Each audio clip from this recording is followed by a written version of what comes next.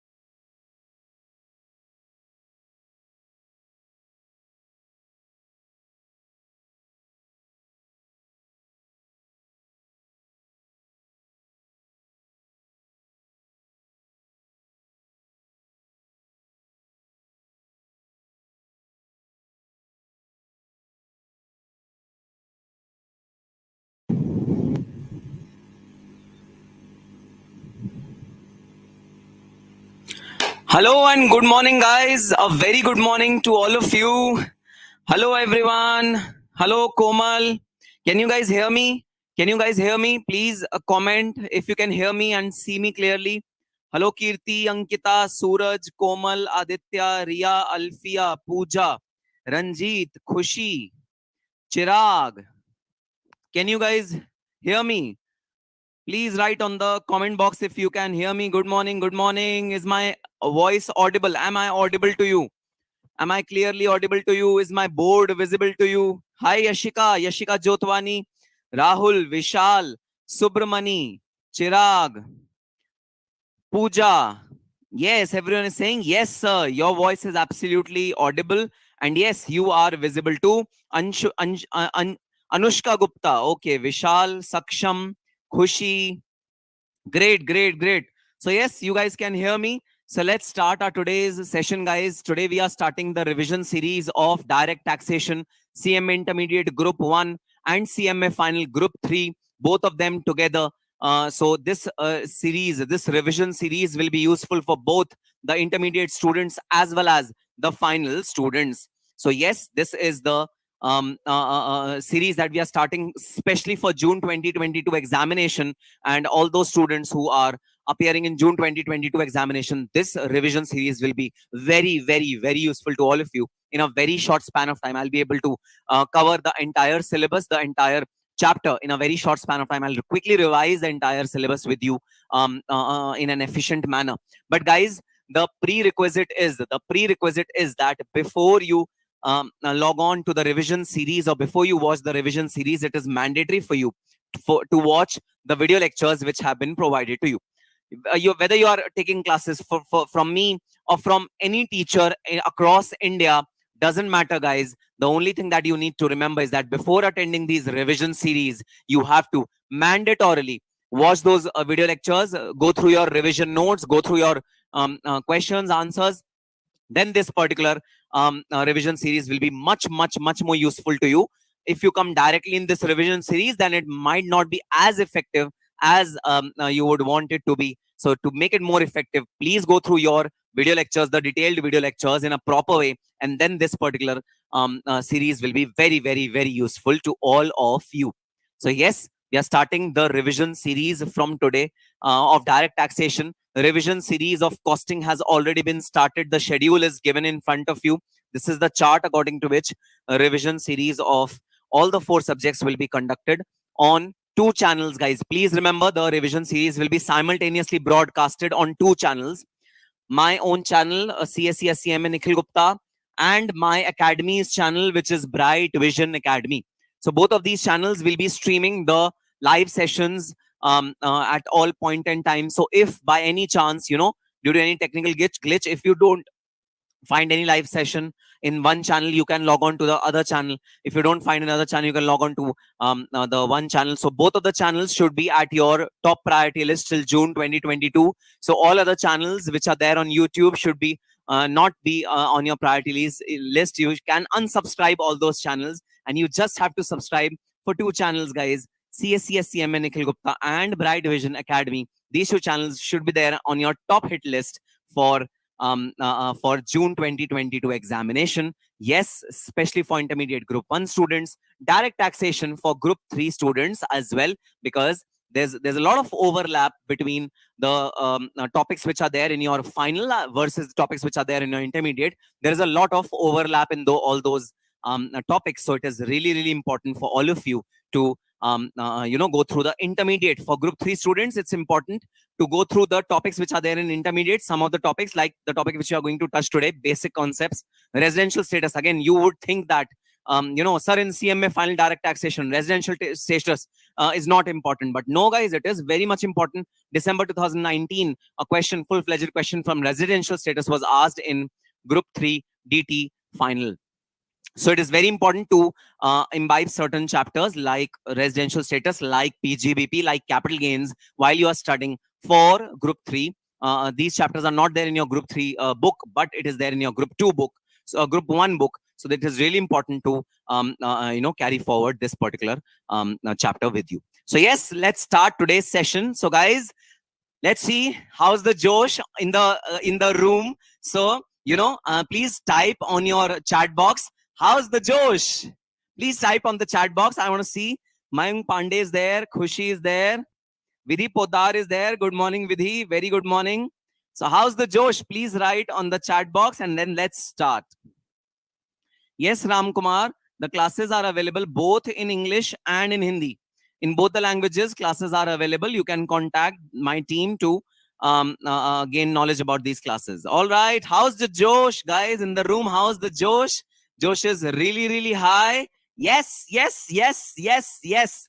The Josh is very high. We are going to start one of the lengthiest subjects of your syllabus, which is direct. Guys, trust me, I'm going to make this lengthy subject as brief, as small as possible for all of you, so that you are able to remember each and every concept very, very well before you touch the examination hall. So let's start today's session, the basic concepts of direct taxation and the tax rate. So we will be dealing with 2 things in this particular session. Number 1, basic concepts. Number 2, tax rates. So what is the score which we can expect from this particular chapter in both CMA intermediate and CMA final? What can be the probable marks which we can expect from this particular chapter? Guys, this particular chapter will hold almost 5 to 10 marks in your CMA intermediate as well as CMA final syllabus. So for CMA final, what kind of question can we expect from this particular chapter? Guys, there's a topic which we are going to deal today, tax evasion, tax planning,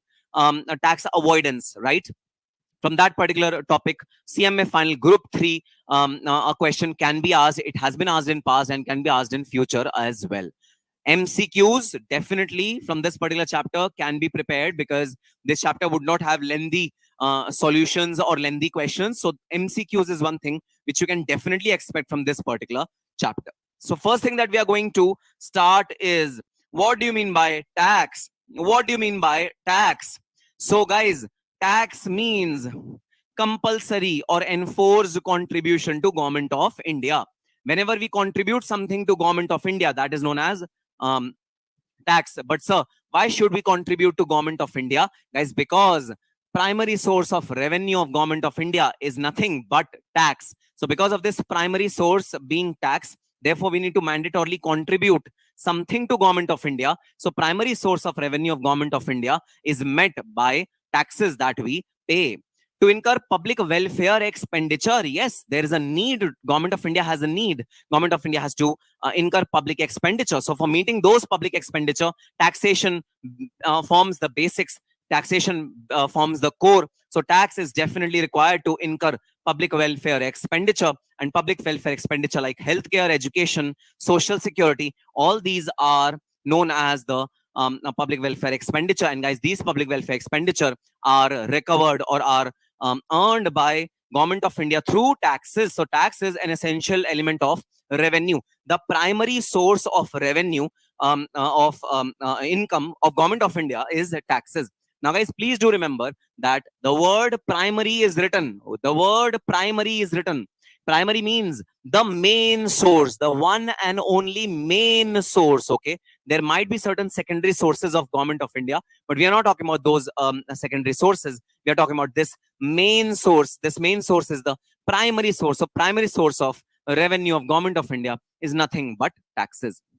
Now, taxes are levied in two ways. There are two ways in which taxes are levied. One, direct taxes, which means direct taxes like income tax, wealth tax, or tax on business profits. These are direct taxes. Second are indirect taxes. Indirect taxes like GST, goods and services tax, custom duty. All these are examples of indirect taxes. So there are two ways in which direct taxes and indirect taxes, two ways in which taxes are collected. First is the direct tax. Second is the indirect tax. So these are the two components of taxes in the country through which revenue is earned from Government of India. Now, sir, what is the difference between these two? What do you mean by direct tax and what do you mean by indirect tax? So what is the difference between these two sources of income, direct tax and indirect tax? So guys, now let us study what is the difference between direct tax and indirect tax. That is one of the most important things that we need to study now. Okay. So guys, you can see these houses which are created, right? These houses are nothing but this is the government treasury. This is the Government of India. Government of India or government treasury. They have to receive money. They have to receive taxes from the taxpayers. Government of India has to receive tax from the taxpayers. Now, there are two ways in which Government of India can receive taxes from the taxpayers. What are those two ways? Number one, directly they can have taxes from the taxpayers, or they can have an intermediary to remit taxes. So, you know, first taxpayer will pay tax to the intermediary, and then intermediary will deposit the tax to the Government of India. There are two ways in which taxes are collected from the taxpayer. First way is directly from the taxpayer. Second way is that the taxpayer will pay the taxes to someone else, and someone else will pay to Government of India. So this is primarily the difference between direct taxes and indirect taxes. Direct taxes will entail the taxpayer paying taxes directly to Government of India. This will entail taxpayer paying taxes to Government of India in an indirect manner, which means there'll be an intermediary in between. Sir, who will be the intermediary? Who will be that one person who will be there between the taxpayer and Government of India, who will collect taxes from the taxpayer and pay to Government of India? Who will be that intermediary? Guys, the intermediary will be the shopkeeper who are selling goods to you. The shopkeeper who are selling goods to you. So whenever you go buy something, buy some grocery, buy some food item, buy some thing from market, then guys, the shopkeeper will charge something extra from you over and above the price of the good. So why would he charge something extra from us? He will charge something extra from us because that will be your share of taxes, which you pay to the shopkeeper. Shopkeeper will pay to Government of India, and that is how indirect taxes work. So guys, whenever we purchase something from market, from organized sector, okay, not from unorganized sector, from organized sector like a mall, like a shopping arcade, whenever we purchase something, then we mandatorily have to pay GST on that particular purchase. So that GST which we are paying on the purchases is the indirect tax that we are recovering from taxpayer and paying to Government of India. That is the example of intermediary who will be recovering taxes from the taxpayer and paying it to government authority. So guys, simple as it is. The burden of taxes is on the taxpayer, but the responsibility of payment of taxes is on the intermediary. Let me repeat. The burden of taxes is on the taxpayer, but the liability of paying the taxes is on the intermediary in case of indirect taxation. However, in case of direct taxation, The burden is also on the taxpayer, and the responsibility to pay is also on the taxpayer. Taxpayer shares dual responsibility. One, burden is also on the taxpayer. Secondly, the responsibility to pay is also on the taxpayer in case of direct taxes. Guys, example of direct taxes are income taxes, wealth tax, any kind of direct tax that you are paying to government of India, that is known as direct tax. So when that taxes are recovered directly from you, they are known as direct taxes. When they are recovered not directly from you, you pay to certain intermediary, and that intermediary is paying to government of India. That is known as indirect tax. The example is GST. Now, certain distinguishing features of both of these taxes are listed on the board for you. Let's read those features. So what is the difference between direct and indirect tax? Direct tax, incidence and impact, both of them are on the taxpayers. Both incidence means the liability to pay is on the taxpayer, and the impact of taxes, impact means the burden of paying those taxes, is also on the taxpayer. So both incidence and impact is on the taxpayer. However, in case of indirect taxes, incidence is on the intermediary, the responsibility to pay is on the intermediary, and the impact is on the taxpayer. So in case of indirect taxes, the responsibility to pay is not of the taxpayer, it is of the intermediary. Intermediary should collect in a forceful manner, should collect indirect taxes from the taxpayer, and it is intermediary's responsibility to pay to government of India. But the burden of indirect taxes is on which person? The burden is on the taxpayer. So impact is on the taxpayer, but the incidence is on the intermediary. Incidence means the liability to pay is on the intermediary. That is the difference between direct taxation and indirect taxation. Number two, direct tax is levied on income. Direct tax is levied mostly on income of the assessee, right? Like income tax. So direct tax is levied on income of the assessee, like income tax. So guys, if you face any problem, if you are willing to ask me any question, I'm constantly looking at the chat box. You can write your questions in the chat box and I will be able to answer them. So don't hesitate in flooding my chat box. Just flood my chat box with your questions and I'll be able to answer your questions. So now indirect tax is levied on goods and services. So what is indirect taxes levied on? It is levied on goods and services you are selling. Indirect taxes are levied on those two things, goods and services, like GST, like custom duty, etc. On goods and services, the indirect tax is levied. Third, and very, very important, guys, direct tax is progressive.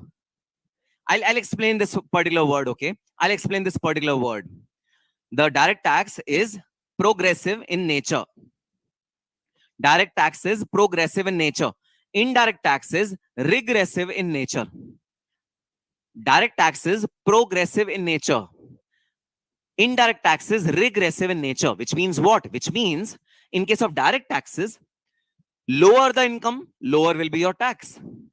And higher the income, higher will be your tax. So it is progressive in nature. Progress means it keeps on progressing as your income level is increased by way of time. You know, soon as the time lapses, your income increases, your taxes also increases accordingly. However, in case of indirect taxes, guys, indirect taxes, since they are levied on goods, so an indirect tax which is paid on toothpaste by a super rich person will also be 18%, and which is paid on toothpaste by a poor person will also be 18%.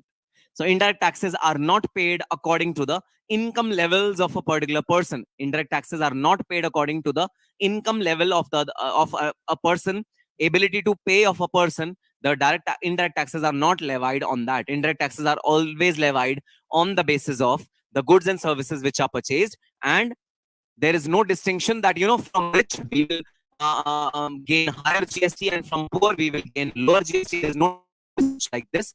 However, in case of income taxes, in case of direct taxes, there is a distinction. We will charge higher tax from the people who are rich, and we will charge lower tax from the people who are not so rich. This is the progressive nature of direct taxes. And regressive nature of indirect taxes is that we will not discriminate between poor and rich. We will recover the tax equally from all, whether he's a poor person or whether he's a rich person. So yes, this is one of the most important distinguishing factors of direct tax and indirect tax.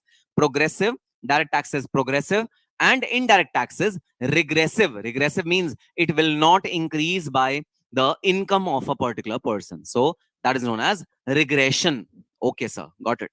All right. So guys, answer a question on the chat box. Your fingers should be on the chat box. Just key your answers in the chat box. I'll be asking you a question. Question is, if I ask you, I am CACS CMA Nikhil Gupta, and I am a teacher of direct taxation for all of you for intermediate. For final, I'm a teacher of direct taxation. For final, I also teach cost audit, BVM, SPM for CMA final students. I request all of you to pay taxes on the income which you earn or which you earn in future, your future income, to me. I order you, I order you that in future, whatever income you will earn, when you will become a CMA, when you will get a job worth 6 lakhs or 8 lakhs or 10 lakh rupees, whenever you get that job, pay your taxes to me. Will you pay taxes to me or not? Answer in the chat box, yes or no. Will you pay the taxes to me? I want to recover taxes from your salary, from your income, the income which you will have. I want to recover salary from your income. Will you pay the taxes to me? Yes or no in the chat box. Oh my God. Oh my God. Everyone is so harsh on me. You are so harsh, people. You are very rude, people, huh? Dhruv Jain is also live. Dhruv Jain Shatterer, you are so harsh. Payal is also live. Pooja, Yash, Vidhi Podar is also saying no. Vidhi Podar, I didn't expect this from you, right? Vidhi Podar, I thought you were a very decent person and you respected me a lot. Junaid says no. Junaid also says no. Tanupriya says बिल्कुल नहीं. देखो कितना गुस्सा निकाल रही है ना तनुप्रिया मेरे ऊपर कितना ज्यादा. KR Mishra says never.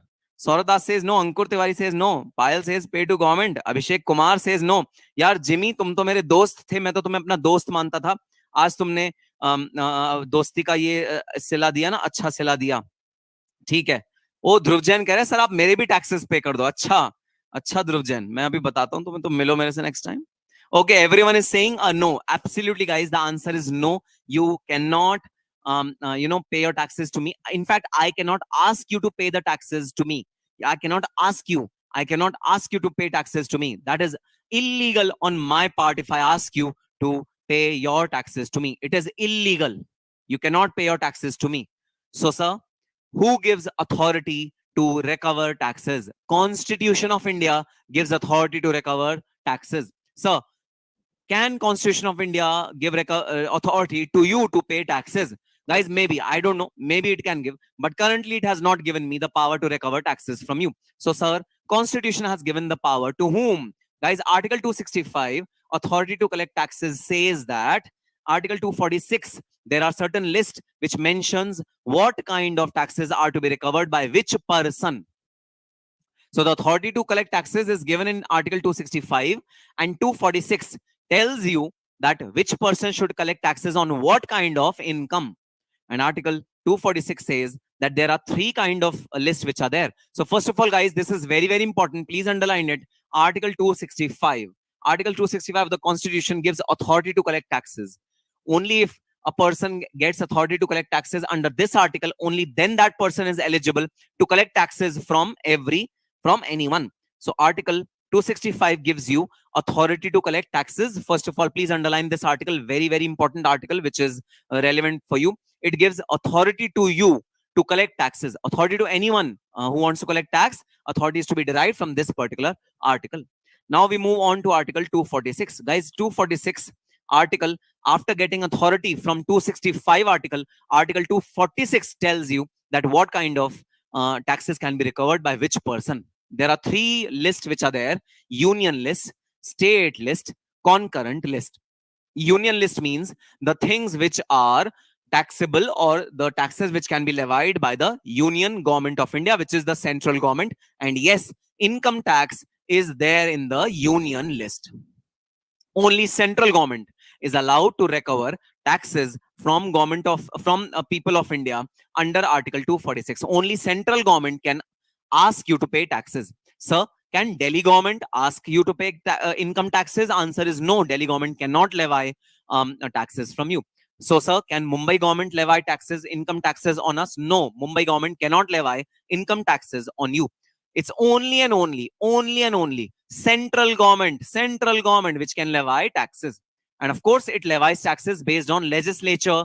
They have an act, they have a law which will ask you to pay taxes on the basis of legislature. They will ask to pay you taxes. So, union list means those items which are governing payment of taxes which are levied by the central government. That is the union list. Second is the state list. State list means the state government is authorized to charge taxes on these particular things.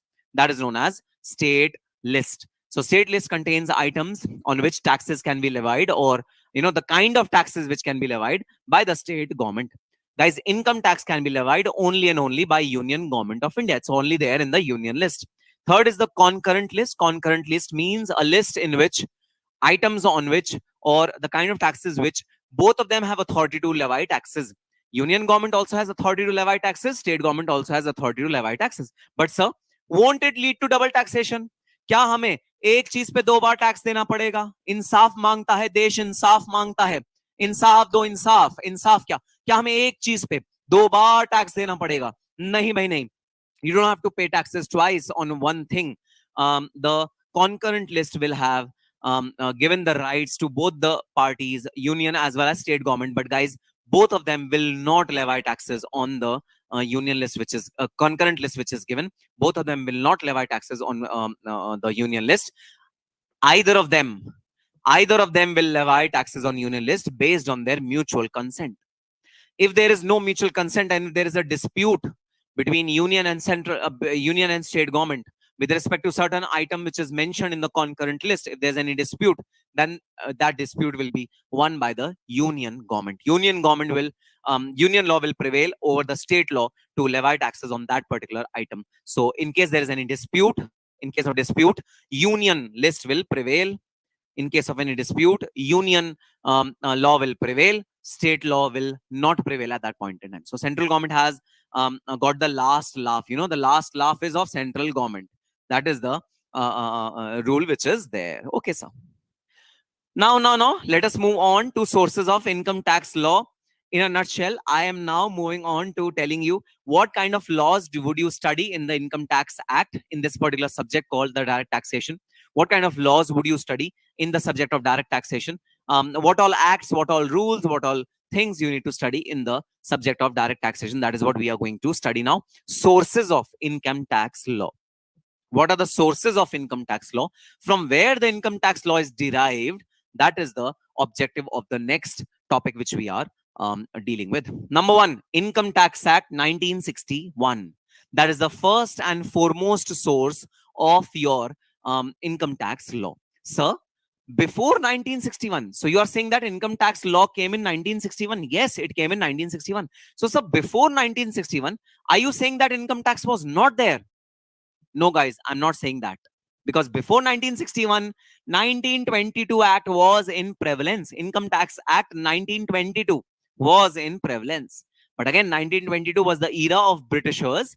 So maybe that law was more influenced by British laws. Therefore, it was modulated to suit the Indian conditions, to suit the Indian government. And it was redrafted in 1961. And the earlier law was repealed and the new law was made into force. The new law came into force in 1961. And yes, guys, every year this law undergoes amendments. Every year this law undergoes amendments. So all those students who are of previous batch, who have taken my classes for December 21 or June 21, guys, amendment video is also already there in my YouTube channel. You can watch that amendment video and you can take into account all the amendments which have been carried on by the budget 2021, and that is applicable on June 22 and December 22 attempt. All those students who have already taken classes for June 22, their classes are absolutely amended. So no amendments are required to be done by them. All right, sir. So yes, first source of law is income tax law, the Act 1961, including the annual amendments which come. Yes, Nirmala Sitharaman is our current finance minister, guys, who presents the budget in the month of February, and she proposed a lot of amendments in the Act, and those are amendments which we are required to study. Second source is income tax rules. Okay, there are rules which are accompanying the Income Tax Act. Those rules are also to be studied to understand the law well. Sir, why rules are required? So why can't we have rules incorporated in the act itself? So what are rules? What is the significance of rules when we already have an act which tells us which income to be taxed, what rate income to be taxed? When we already have that, sir, then why these rules are required, sir? Why these rules are required, sir? What is the relevance of these rules, sir? The relevance of these rules is that the rules will tell you procedural guidelines. The rules will tell you procedural guidelines on how to implement the law. The rules will tell you what procedures to be followed while implementing the law. For example, if you are, say, trying to file a return of income, which form is to be filled? What are the accompanying documents which you need to attach along with that particular form? All those nitty-gritties of procedures, how the administration will happen of taxation, will be governed by the rules. Plus, if Income Tax Act is saying, okay, this particular item should be valued at fair market value, then how will that fair market value be computed? What is the formula of computing fair market value? What is the formula of computing balance sheet value? All these details will be given to you in the Income Tax Rules 1962. So all the procedural matters, how the procedure should be carried on, okay, that will be there in Income Tax Rules. And all the law related matter, like what is to be done, okay, what is to be done is answered by the Income Tax Act. What is answered by the Income Tax Act, and how is answered by the Income Tax Rules. तो क्या करना है ये कौन जवाब देगा? Income tax act जवाब देगा. और जो करना है वो कैसे करना है ये कौन जवाब देगा? इनकम टैक्स रूल्स जवाब देंगे. सो इनकम टैक्स एक्ट जवाब देगा क्या करना है, इनकम टैक्स रूल्स जवाब देगा कैसे करना है. Right, that is how these two things are governed. And yes, आपका एक सवाल उठ सकता है, sir why don't we incorporate income tax rules in the income tax act itself? अरे भाई, इनकम टैक्स एक्ट जो है ना, रुको मैं तुम्हें दिखाता हूं. इनकम टैक्स एक्ट ऑलरेडी इतना हैवी है कि अगर वो इनकम टैक्स एक्ट में हमने रूल्स भी ऐड कर दिए तो पता नहीं क्या ही होगा. ठीक है, मैं तुम्हें दिखाता हूं इनकम टैक्स एक्ट कितना हैवी है, फिर तुम्हें पता लगेगा कि इनकम टैक्स रूल्स को इनकम टैक्स एक्ट में क्यों नहीं ऐड कर दिया जाता. ठीक है, ये देखो भाई, ये है इनकम टैक्स एक्ट. ठीक है, ये इनकम टैक्स एक्ट का एक वर्जन होता है, जैसे बोलते हैं डायरेक्ट टैक्स मैनुअल. ठीक है, बट इसके अंदर एक्ट ही है, ये पूरा का पूरा एक्ट है.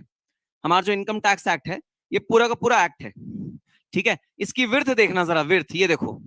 आरडी शर्मा होती थी ना, आरडी शर्मा जो हम पढ़ते थे एग्जाम्स में, ऐसा हमें लगता है कि हम फिजिक्स या साइंस के स्टूडेंट हैं जो इतनी मोटी बुक पढ़ते हैं. देखो इतनी मोटी ये डायरेक्ट टैक्स एक्ट है. ठीक है, ये एक्ट है आपका इतना मोटा. ठीक है, अब रूल्स देखना, रूल्स कितने हैं, ये रूल्स हैं, ये रूल्स हैं. ठीक है, तुम कह रहे हो दोनों को इनकॉर्पोरेट कर दो.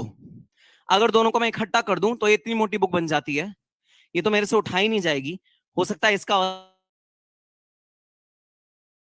वजन और मेरे वजन में हैवी बन जाएगी, फिर तो इसे उठा के ले जाना ही मुश्किल हो जाएगा.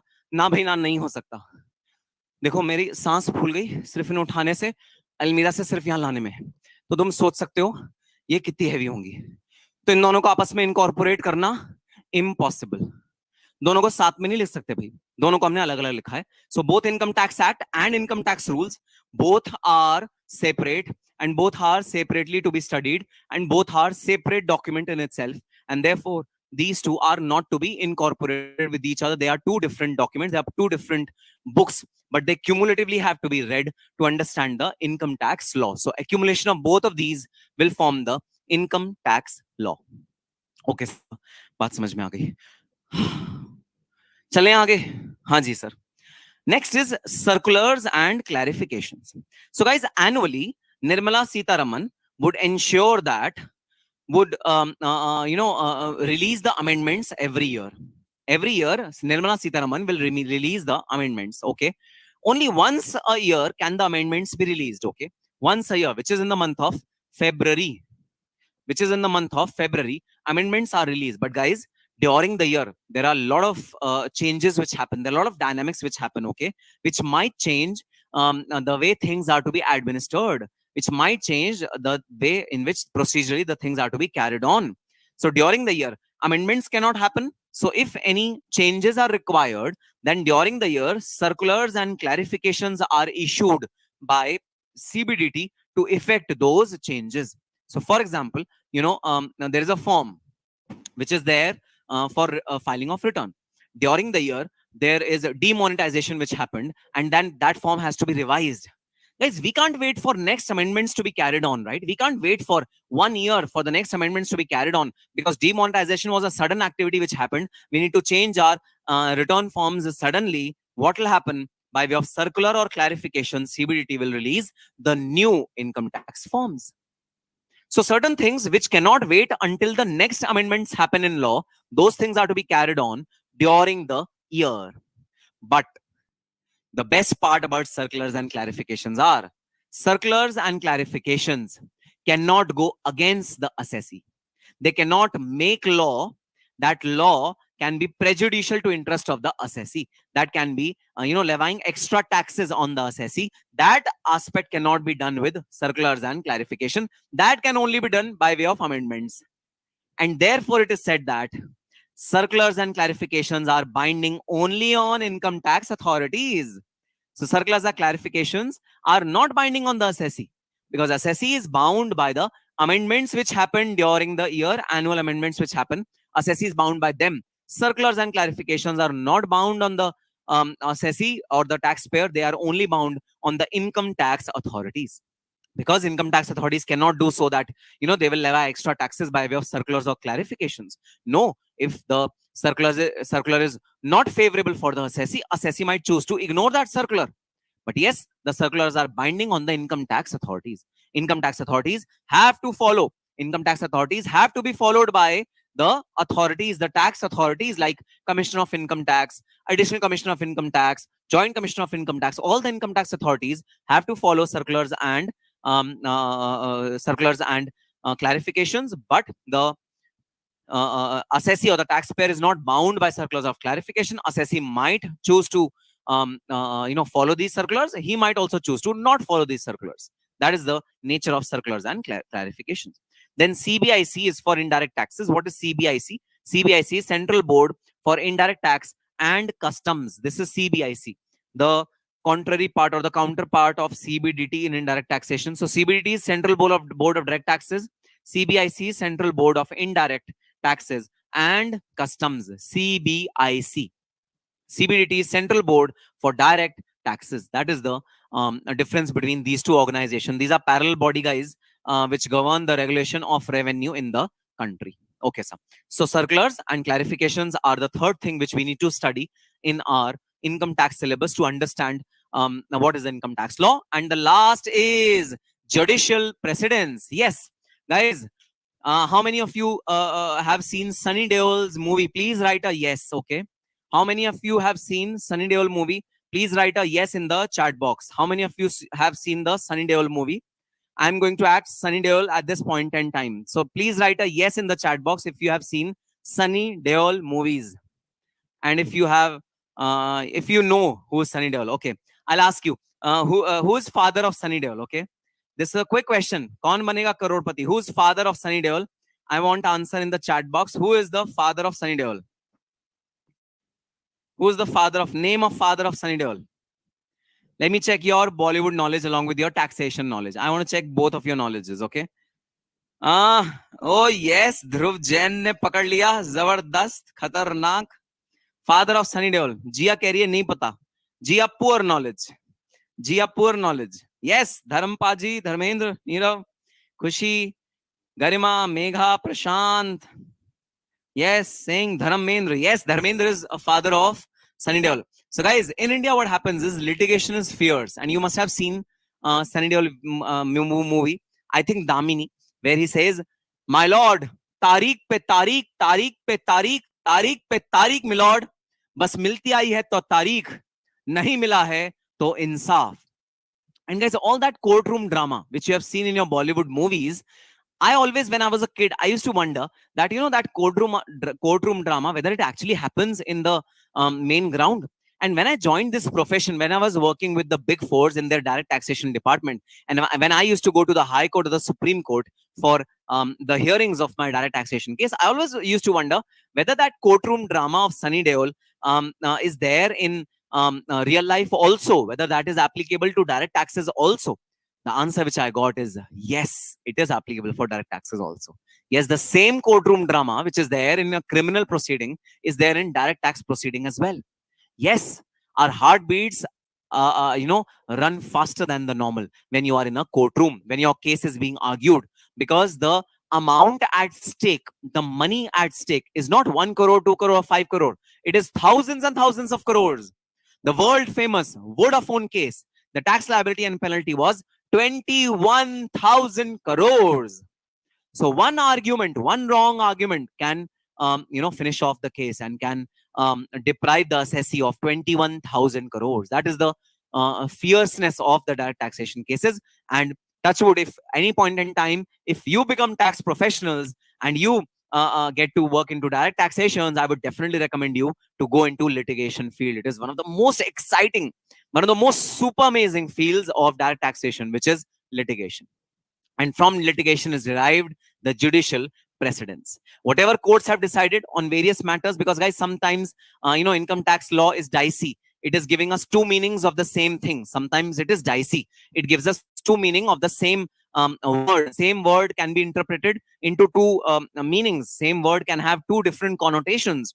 So to relieve the assessee of the doubt of the misery of having two connotations, courts have decided many cases which are there in judicial precedents. So these judicial precedents also we have to study while we are studying the income tax law. Yes, for intermediate students, judicial precedents are not very important from an exam standpoint, but for final students, judicial interpretation or judicial case laws, precedents are important. These case laws are important for final students. Group 3, direct taxation and international tax law, for those students, judicial precedents are important. For intermediate students, they are not that important. Okay, sir, got it. So yes, these were the four cases. These were the four cases where the income tax law is derived, from where the income tax law is studied. These are the four cases. Now we move on to the next topic, and this is by far one of the most important topics of your first chapter, guys. What is the difference between assessment year and previous year? So guys, many of you might be celebrating your birthday, right? You must be celebrating your birthday. So in the chat box, I want to know what is date of birth of each one of you. What is date of birth of each one of you? I want to know in the chat box. Please write your date of birth. Okay, girls will say, sir, we will not write the year of birth. Sir, we won't tell you our age. Okay, girls, you don't write year of birth. That is okay. But for everyone, please write your date of birth in the chat box. I want to know your date of birth. So will you be sending us gifts? No, I will not be sending you gifts, okay? But I will be sending you my wishes. My heartiest wishes will be with all of you. And I will, that's it. That's it what I'm going to write. Okay, 2nd March, 13th June, 22nd March, 11th September, 17th March. Mayur Shah is writing 13. Mayur Shah, 13th of what now? 3rd November. Khushi says 27th February, 27th July, 17th July. Yash, Kirti, 16th February. Katta Krishna, 17th September. Yashika Jotwani, 18th November. Junaid says 13th June. Okay. Pranav says 2020. Pranav, you are 2 years old. Pranav is saying 2020. So Pranav is born on 2020. So Pranav is 2 years old right now. Okay. Pranav, you are at a very young age. Pranav has started watching YouTube lives. Very, very good. Yeah. Pranav is very, very good child. Pankaj, 2004, 17th March, 11th of September. Okay, guys. Yes. Each one of us has a year starting date. Your year starts from your date of birth. Your new year starts from your date of birth. And from that particular date till the next year is counted as 1 year. Now, income tax also has a birthday. The birthday of Income Tax Act, the day on which Income Tax Act celebrates its birthday, is 1st of April. Just like all of you have your date of birth, all of you have your date when you were born, right? income tax also follows a date of birth, which is from 1st of April to the next 31st of March. So this is the year in which Income Tax Act will, we are said, so especially in the new year, we said that new year is starting. Please have some resolutions for the new year. You should have some resolutions for the new year. Or it is always said, right? Because new year is starting, you see your past year and you see what mistakes have you done and you rectify those in the new year. Guys, similarly, new year, which is celebrated for the Income Tax Act, is on 1st of April of every year. So Income Tax Act will tell you, okay, from 1st of April till 31st of March, you earn as much income as you want to earn. You earn as much income as you want to earn during this period. I will come to you on the next date, immediately next date, and will charge taxes on you. So I will give you an example. Okay, please see the example which I'm going to write on the board. Okay, so I have earned income from 1st of April 22 to 31st of March 2023. So this is the year in which I have earned income. This is the year in which I have earned income. Now, Income Tax Authority is coming to me, suppose in the month of October 22. And Income Tax Act is saying, okay, now it is October 22. You please pay taxes to me. You please pay taxes to me because it is October 22. You please pay taxes to me for the year 22-23. I will tell Income Tax Act, oh, listen, Income Tax Act, still the year is left. Still the year is left. How can I estimate what is my income? And how can I pay taxes to you? I cannot. So you please come on or after 1st April 2023. Dear Income Tax Act, you please come on or after 1st April 2023, and or if you come post 1st April 2023, then I will be able to pay you taxes for the year 22 to 23. Please understand this concept well, guys. If I'm earning income from the period 1st April 22 to 31st March 23, I cannot pay taxes in this particular year itself because I don't know how much is my income. I don't know how much is my tax. So I cannot pay taxes in this particular year for the income which is earned from 1st April 22 to 31st March 23. I mandatorily have to wait. I have to wait till what time? I have to wait till 31st March 2023 to pay my taxes. So effectively, I will pay my taxes on or after 1st April 2023, which means for the previous year 22-23, I will pay my taxes in the year 23-24. So please understand, for previous year 22-23, the assessment year is 23-24, immediately next year. Why, sir? Why immediately next year? Why can't we have previous year and assessment year as the same years? Because, guys, if you are earning income in year 1, you cannot assess your taxes in year 1. You have to mandatorily wait for year 2 to pay your taxes. Therefore, if in year 1 you are earning taxes, you have to pay your taxes in the immediately next year. Next year is known as assessment year. The year in which you earn the income, that is known as previous year. That is the distinguishing factor between previous year and assessment year. That is the distinguishing factor. Okay, sir, got it? So now I'll move on to the definition of previous year and assessment year. What is the definition? We are going to see that now. Okay, guys, you can see this chart, a chart which explains you the difference between previous year and assessment year. Okay, sir. So when the income is earned, that is known as previous year. When the income is earned, that is known as previous year. And what is assessment year? When the income is taxed, that is known as assessment year. Assessment year means the year in which income is taxed. Previous year means the year in which income is earned. So when income is earned, that is known as previous year. When the income is taxed, it is known as assessment year. That is the difference between income earned and income when it is taxed. So obviously, when you earn income in previous year, you cannot pay taxes in the same year because you do not know how much is your income. Till the end date, that is 31st of March, you would not know what is your income. Till 31st March, you will not know what is your income. So the income is earned in previous year and the taxes are assessed. Assessed means to compute. Taxes are assessed in which year? Assessment year. And taxes are paid in which year? Assessment year. So now my question to you, can the previous year be of a lesser tenure than 12 months? Please write in the chat box, yes or no. Can previous year be a tenure of less than 12 months? because we celebrate our birthday on 1st April and the year ends on 31st March. Can the previous year be less than 12 months? Can the previous year be less than 12 months? Pankaj says no, no. Pankaj, why no, no? Himani says yes. Any other answers, guys? Any other answers? Whether previous year can be for less than 12 months? That is my question. Whether the year in which income is earned, that particular year, whether that particular year can be less than 12 months.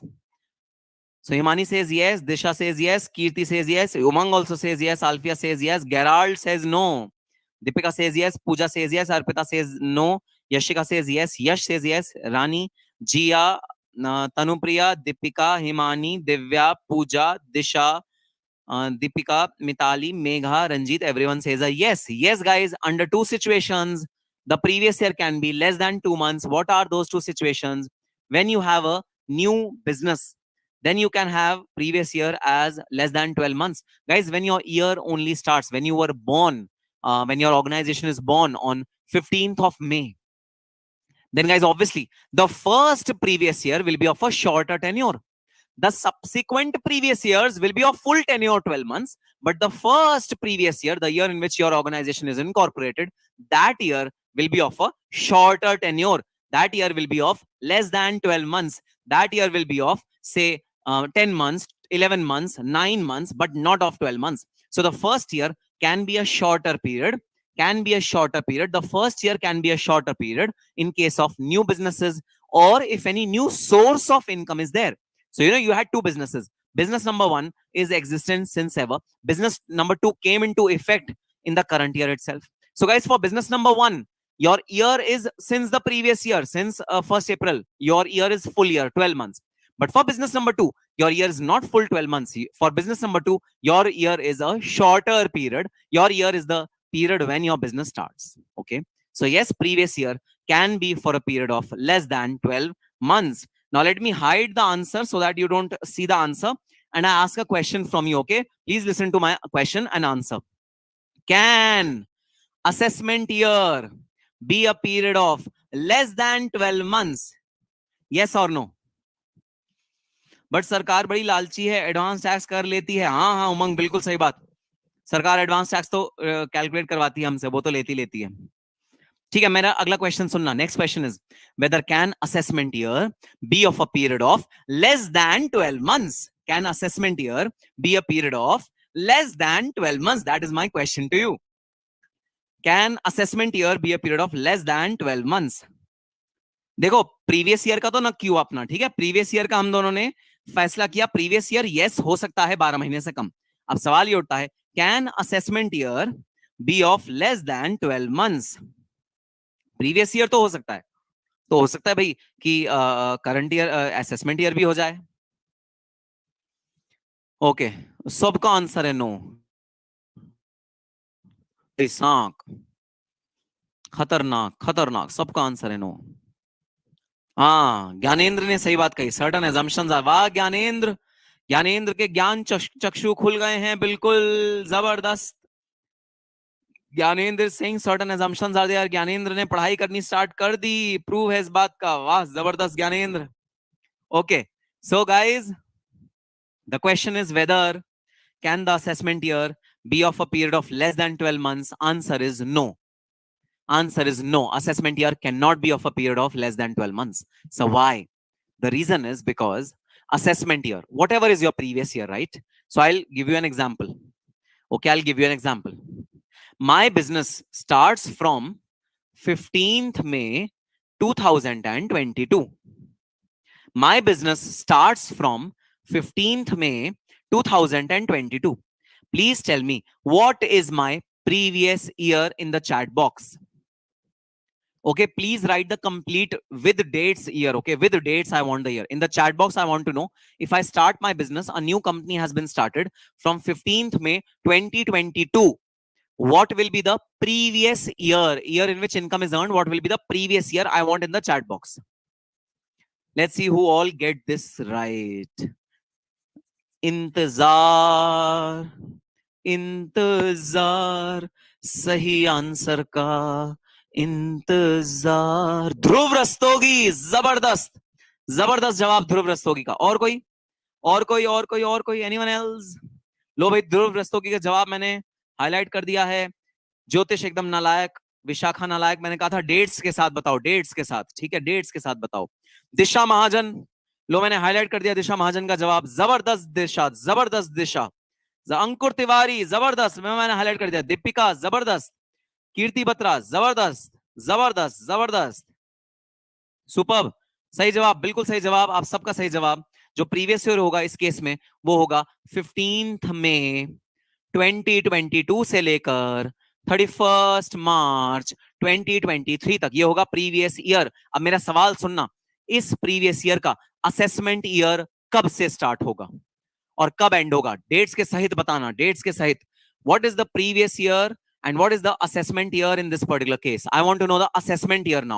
What is the assessment year in this particular case? Junaid का answer perfect, Dinesh का answer perfect, के are Mishra, Pankaj का answer गलत, पंकज का answer गलत।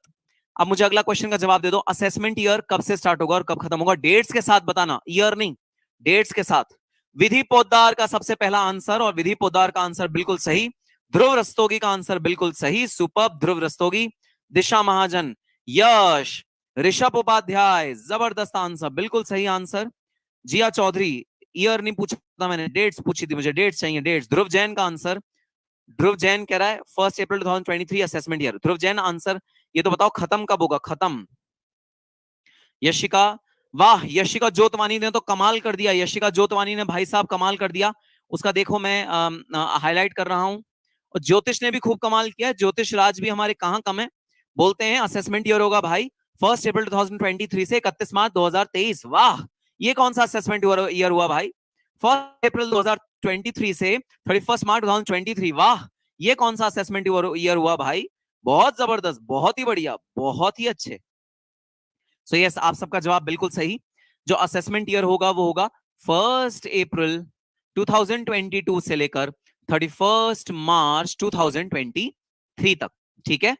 Assessment year होगा 1 अप्रैल 2023 से लेकर 31 मार्च 2024, ये होगा असेसमेंट ईयर। अब देखो मैं अपना क्वेश्चन कर रहा हूं चेंज। अब मैं आपको कहता हूं मेरा बिजनेस जो शुरू हो गया था वो शुरू हो गया था 1 अप्रैल 2022 को।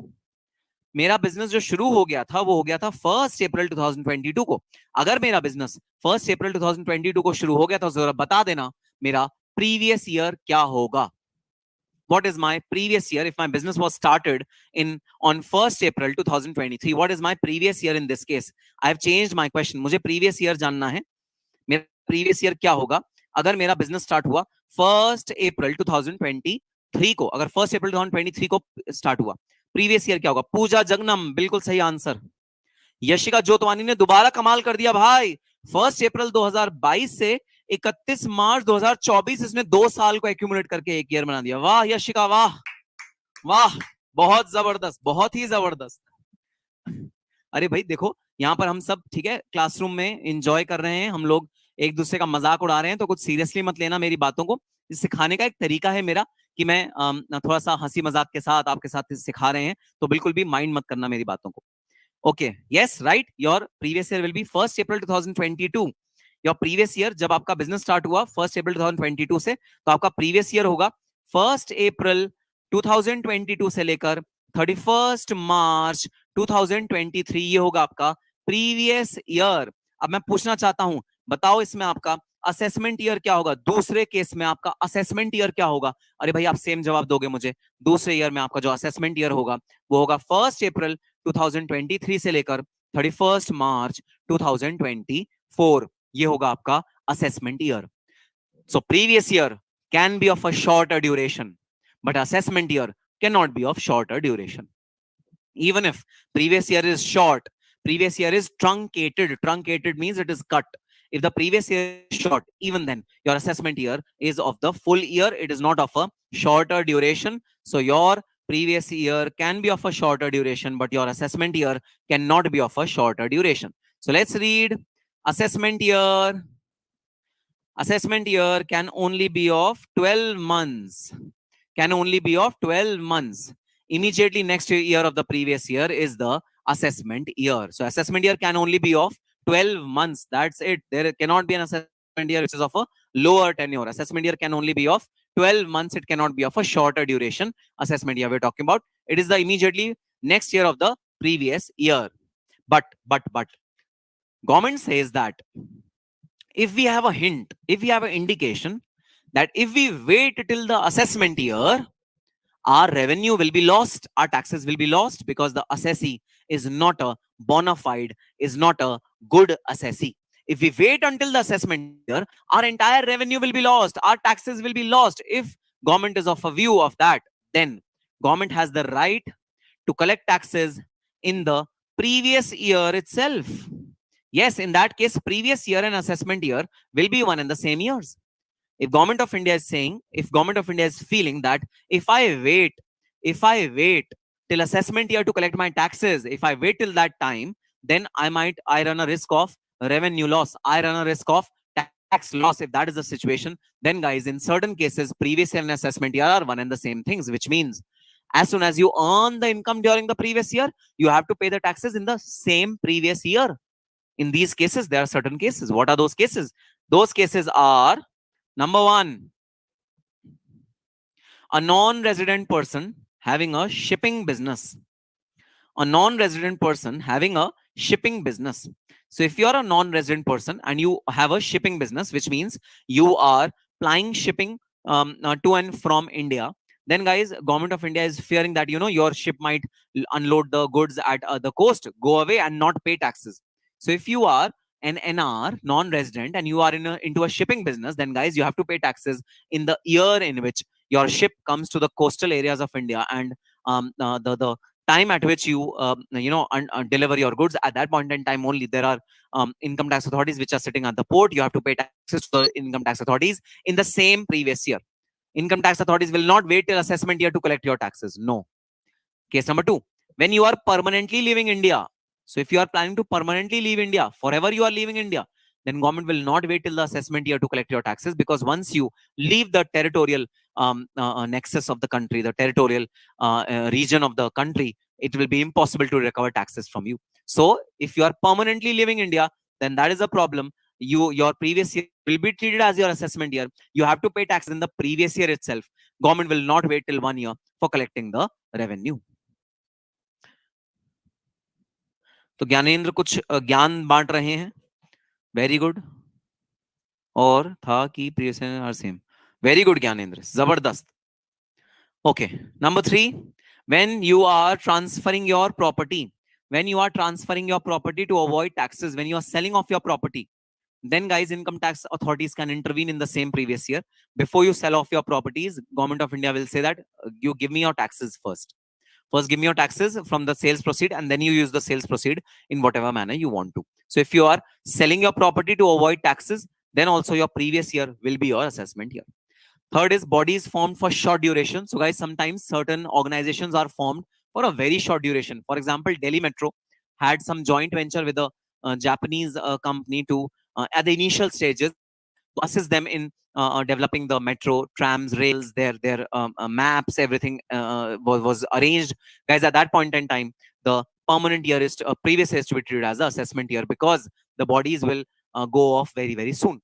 Similarly, guys, any kind of short-term celebrations which are there, bodies which are made just for some purpose and then they are dissolved. So for example, some event which has happened, a rare event which has happened, like if F1 race, Formula 1 race is conducted in India, and for that a body is created, and that will be dissolved within the next 6 months, then that body will have to pay taxes in the previous year itself. So a body which is created in a short run and they'll be diluted soon, those bodies also have to pay taxes in the previous year itself. As soon as they earn money, they have to pay the taxes. How to know, sir, permanently leave? Okay, Karthik is saying, how do you know that a person is permanently leaving India? The indication is that he will get a visa. He will get a visa cleared from the foreign country, which will have a residency clause, which means he'll not go on a tourist visa, he'll not go on a work permit, but he will have a permanent residency of that particular country in which he is going. So this is an indication. This is an indication that that particular person is permanently leaving India. Plus, if a person is selling off all its property and sending the money to a foreign bank, then also there are several indications that that particular person is permanently leaving India. So that is how income tax authorities will know that a person is permanently leaving India. Next is discontinued business. If your business is discontinued, then guys, in that situation also, your previous year will be treated as assessment year. We will not wait till the assessment year for recovering your taxes. We will recover your tax in the previous year itself. All right, sir. Got the point. Okay, now we move on to the next topic, and a very, very important topic, guys. A definition of a person. What is the definition of a person?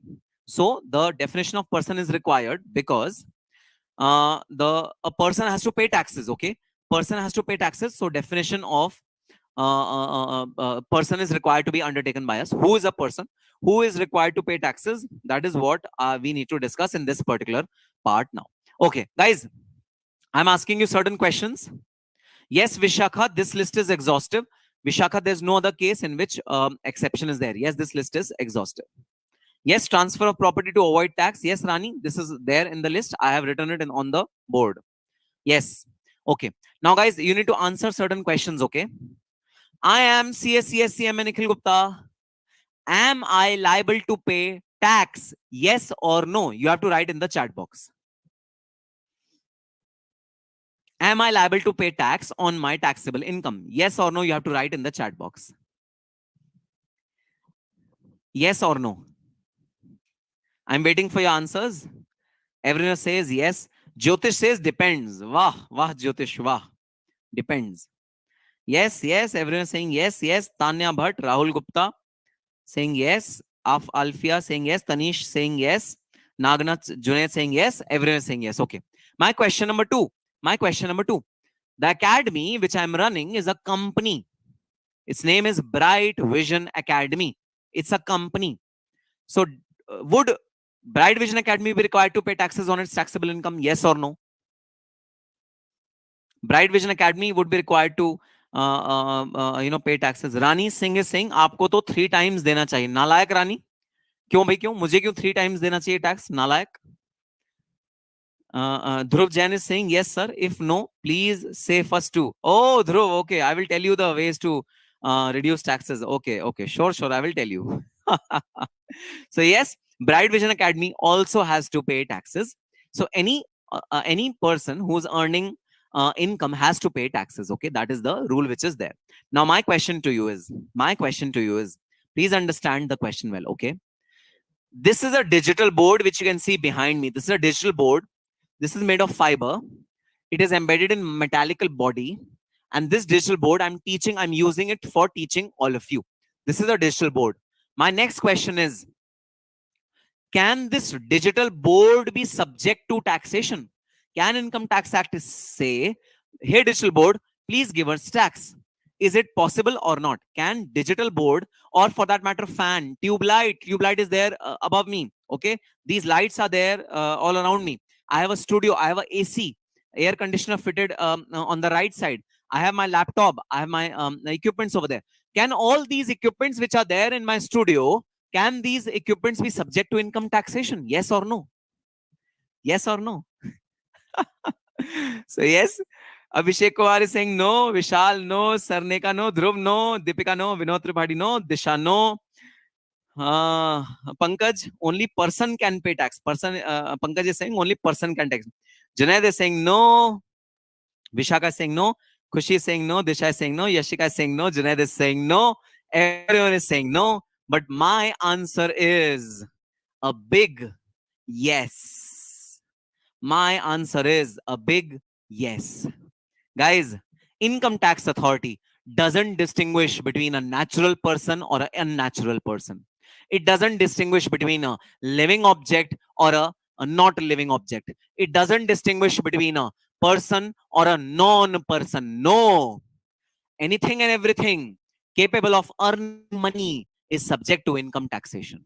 Anything and everything. But sir, please tell us, how can this board earn money? How can this board earn money? So it is a non-living thing. How can the non-living thing earn money? So guys, I'll give you a live example which happened in my case. I stay in Daryaganj, which is situated in Delhi. And guys, in Daryaganj, when we were kids, at one house, there was a mango. So that guy purchased a mango, and that mango had a figurine of Lord Ganesha over it. Some resemblance of Lord Ganesha over it. Two ears were there. Then there was a trunk which was there. So it resembled Lord Ganesha. So those of my neighbors told everyone that we have Ganesha in form of mango in our home. Please come and worship it. So they put that mango on a chair, and everyone in the community in the periphery in Daryaganj went to their home to worship the mango, and they also donated some money to mango. Similarly, obviously, guys, feelings set aside. Obviously, we have feelings on our gods. Definitely, we have feelings on our god. Feelings set aside, but when you go to a temple, you are actually offering money to the deities, to the idols. When you're going to Gurudwara, Sisganj Sahib, or any kind of Gurudwara, then you're offering your money to a holy book. All these things are non-living. Obviously, I'm not hurting sentiments. Please note that I'm not hurting religious sentiments. I'm talking about law as of now. I'm trying to explain you law as of now. Income Tax Act says whether you are a person or not, whether you are a living being or not, whether you're a natural person or a natural person, doesn't matter. You have to pay taxes if you are earning income. But sir, how would such non-living things pay taxes? How would such non-living things pay taxes? Such non-living things will pay taxes through their representatives.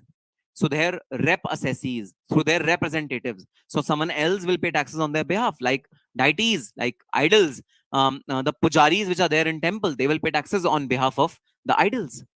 Or any other non-living person, any other artificial person who earns income, they will have to pay taxes through their representatives.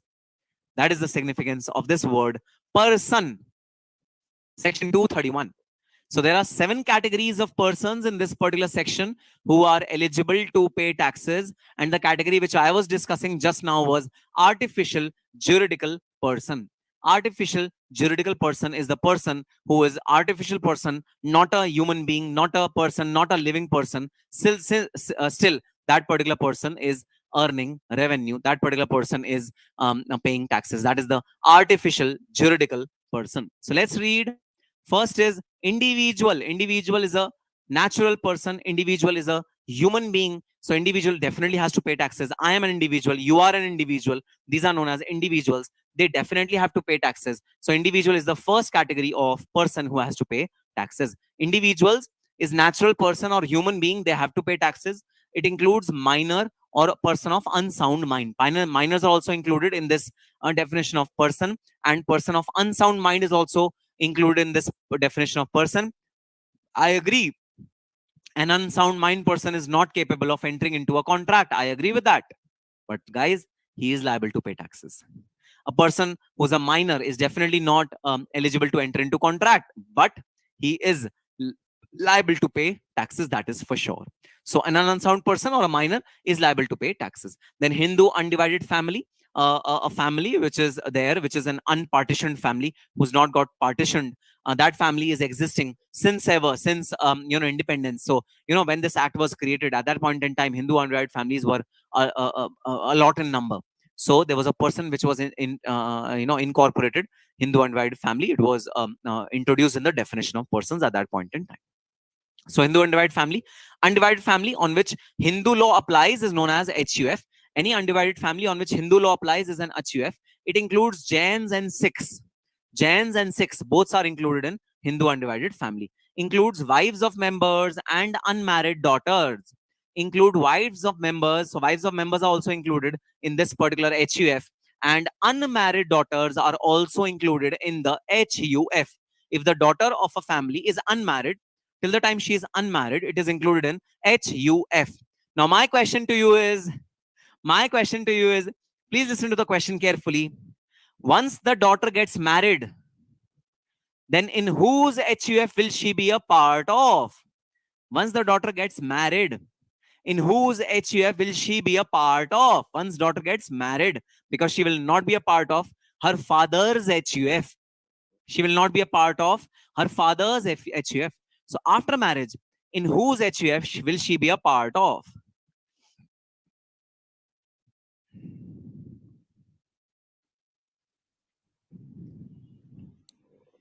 Let's see who tells the correct answer.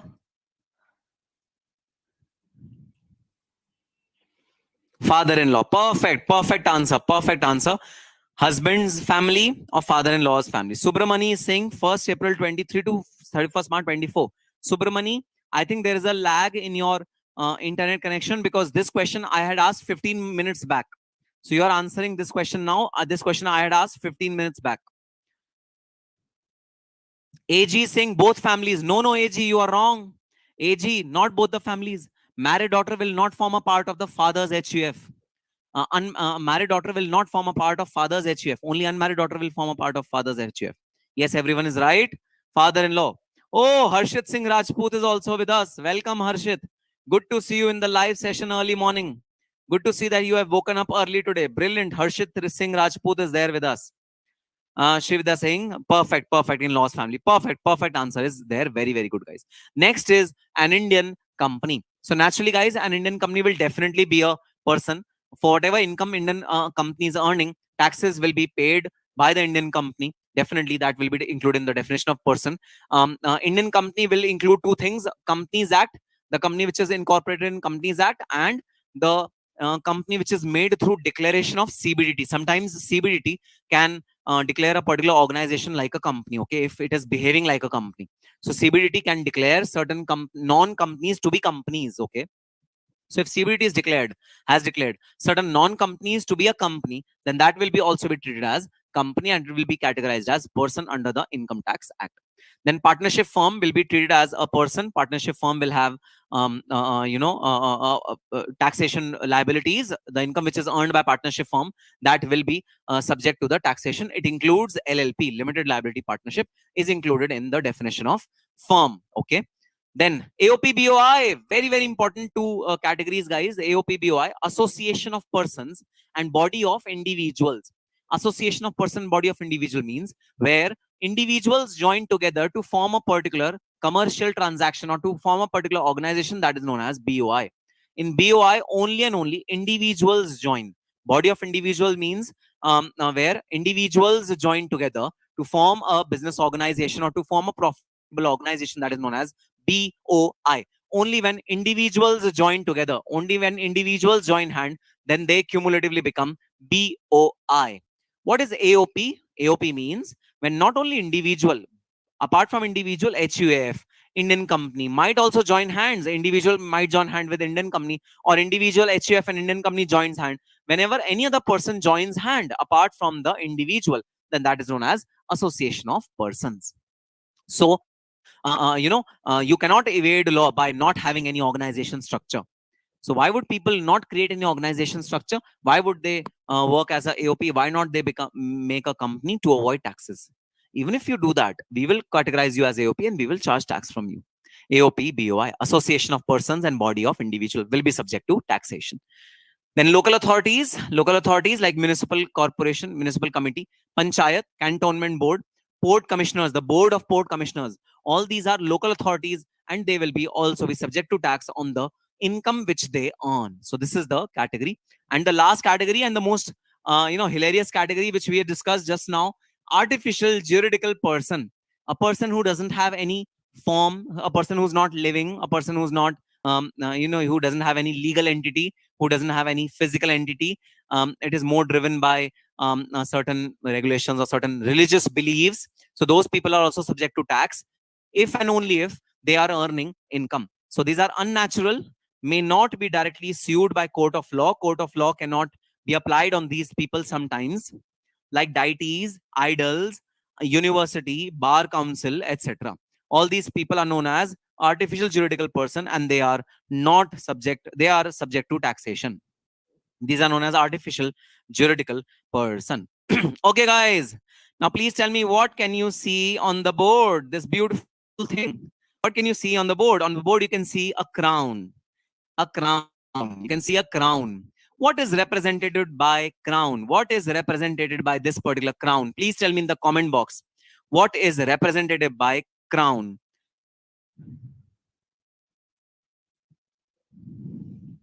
What is represented by crown? Who's that one person who comes to your mind when you see this crown? Okay. Who's that one person who comes into your mind when you see this crown? Who is that one person? I want to know that. Yes, sir.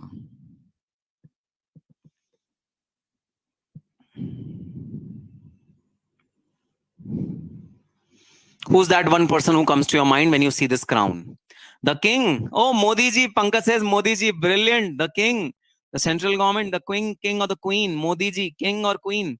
PM Modi. Hello, sir. Hello, Param Sehra. Hope you're doing well. King, king, king. Yes, everyone is saying king. Brilliant, guys. Brilliant. Your answer is absolutely correct. The crown represents the king. In India, the king is the central government.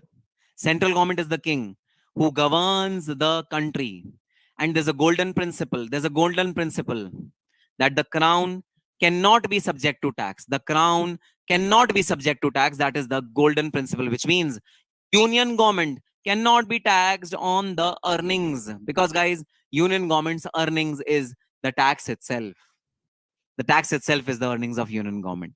So union government cannot be taxed. Union government cannot be subject to taxation. Crown cannot be subject to taxation. Now, please listen to my next question very, very carefully. Please listen. Oh, Dhruv Jain says Virat Kohli. Wah, Dhruv Jain. खतरनाक. जुनैद आलम तो एकदम आगे चले गए बिल्कुल सड़क पार. Nikhil sir. Nalayak Junaid Alam. Okay, now my question to you is, please listen to my question carefully. Guys, does this mean that PM Modi's salary is not taxable? Does this principle mean that PM Modi's salary which he's getting from central government is not taxable? Does it mean that? Yes or no in the chat box. Yes or no in the chat box. Jyotish, then that daughter will be treated as unmarried. Okay. Divorced means unmarried. Okay. Does this mean that Modi's salary will not be taxed? Deepika says a yes. Pankaj says a no. Happy Life says a no. Harshit says a no. No, it is taxable. Vishal says yes. Rahul Gupta says yes. Okay. Guys, this doesn't mean that PM Modi's salary will not be taxed. PM Modi's salary will definitely be taxed, because PM Modi as an individual is earning that salary. What is the king's income in this case? The union government's income is the taxes which it is recovering from the people. That is income of union government which cannot be subject to tax. Modi as a person is a different individual, and the king is the chair. The king is the central government who is actually governing the entire country. So PM Modi's salary will definitely be taxed, subject to certain exemptions and certain benefits which he'll derive. But this will not mean that Modi's salary will not be taxed. Modi's salary will definitely be taxed. Prime Minister's salary is definitely taxed. But the central government's revenue will not be taxed, because central government is the king, and there the revenue which it will earn, it will not be subject to tax. That is the implication of this word. The crown cannot be taxed and union government cannot be taxed on its income. That is the implication of this particular phrase. Okay, sir. Now we got it. Okay, guys. So that's all for today's session. We'll be continuing our session on Thursday now. And let me get back to the schedule. The schedule which will be following. The schedule which will be following is this. We'll be having the revision series regularly on 2 channels, CSC, SCM and Nikkhil Gupta, and Bright Vision Academy. Both the channels will have the revision series. So please log in at the right times. The times are given in this particular box. Log in at the right time to get most benefit of these revision series on both the channels, CSC, SCM and Nikkhil Gupta, Bright Vision Academy. Sometimes the live streaming will happen on one channel, might not happen on other channel due to some technical glitch. If that happens, then you have to log on. You have to check out both the channels and see where the live session is happening. And do remember to log in at these times in the live sessions to get most of it. Okay. And we are also proposing a test series for all the students, especially for direct taxation. As of now, direct taxation test series is starting. Okay. 9643929913. 9643929913. On this particular number, please get yourself added in the WhatsApp group. test series will continue every Sunday on Zoom meeting, on Google meeting, not on YouTube live. Okay, on Google meeting the test series will happen. You have to attend that test series, and I will try to match my revision with the test. So this week revision of first chapter will be over. So this week's topic for taxation is basic concepts and the tax rates. These two topics will be there for test series of this particular week. The exact time of the test series, the exact date of test series, I will declare on the WhatsApp group itself. So make sure that you are part of this particular WhatsApp group for tax. Yes, Srividya, you please message on this number and you will be able to join the WhatsApp group. And yes, this is the schedule which you will follow for the revision series. Now I'm hoping that this particular revision series we are going to conduct till June, till your examination, so that you are able to revise the entire subjects well.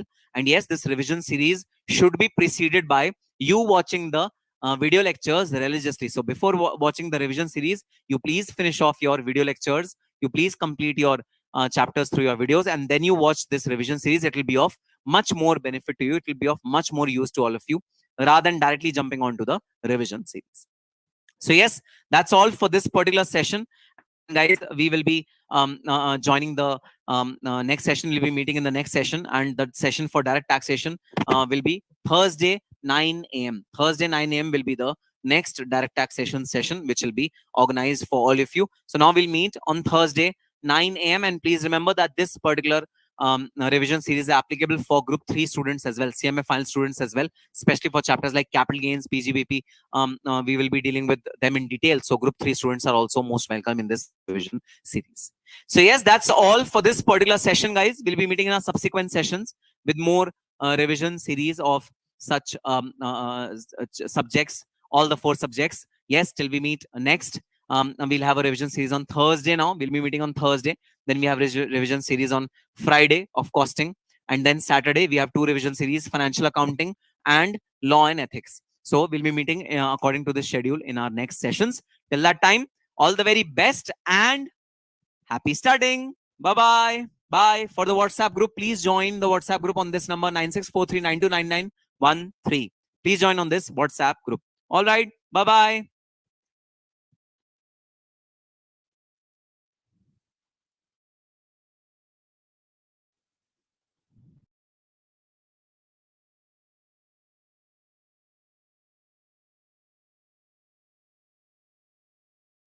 Hello and welcome guys, and welcome to the third part of the audit marathon. I hope you have done part number 1 and 2 pretty well, and you've completed the first 2 chapters. I know that you must have completed all the chapters by now, and this is just a revisionary session in which I'm going to make you go through the entire chapter in very quick manner and in a very short span of time. So today we are going to start the most important, one of the most important